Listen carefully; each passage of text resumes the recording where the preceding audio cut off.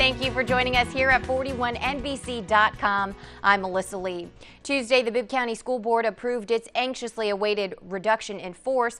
Board President Dr. Wanda West told 41NBC at least 8 positions will be affected by the RIF, which is broken down into 2 categories, performance evaluation and displaced positions. Now, West says at this time, none of the 8 layoffs are based on performance evaluations, but the central office couldn't find anywhere else for them to fit within the system. Affected employees will be notified by letter today. And there are new developments involving the disappearance of Middle Georgia State College student Jamal Keys. The GBI confirmed Tuesday that evidence collected from a burned-down cabin in Hawkinsville is human remains. Now they're waiting on DNA testing to determine if those remains are in fact the body of Keys. 17-year-old Robert Rollison is in jail without bond, charged with Keys' murder. And a Macon man is arrested for the 34th time in Bibb County since the late 80s, this time for missing a court date related to an armed robbery. Eric Adams Jr. was picked up in Gwinnett County Monday. He was wanted in court regarding an armed robbery from 2011, but he never showed up.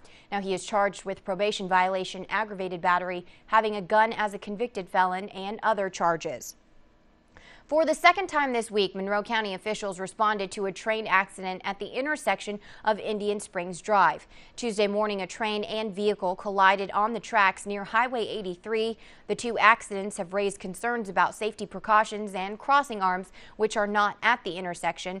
The driver in the accident remains in the hospital. A representative with Norfolk Southern said it would be up to the Georgia Department of Transportation to install crossing arms at that location. And Macon Mayor Robert Rickard presented the city's fiscal year 2014 budget Tuesday, and it's $2 million less than last year. The budget includes the last 6 months of the city's existence and the first 6 months of the new consolidated government. The balanced budget is more than $136 million, and it does not call for a tax increase. The proposed budget must be approved by June 30th.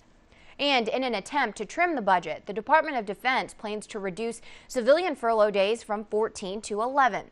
Initially, automatic government budget cuts were forcing civilian employees to take 22 furlough days a year.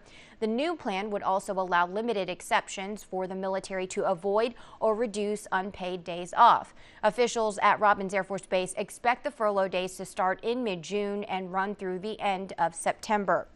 And major changes are coming to Georgia's waterways just in time for the summer. A new law goes into effect today. It lowers the legal alcohol limit for boaters from 0.10 to 0.08. Now, state officials say this new law will help bust boaters who are putting their lives and others in danger.